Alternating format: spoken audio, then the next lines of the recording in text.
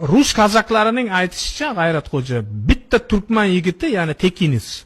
Tasavvur qiling, bitta turkman yigiti 5 ta bemalol bizning 5 ta kazakka teng kela oladi.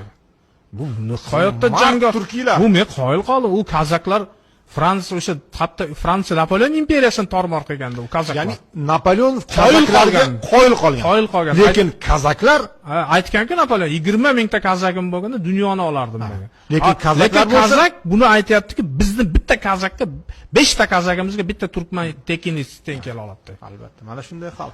Men yana bitta joyda o'qidim. Ingliz keyinchalik inglizlar nimada to'qnashadi-da,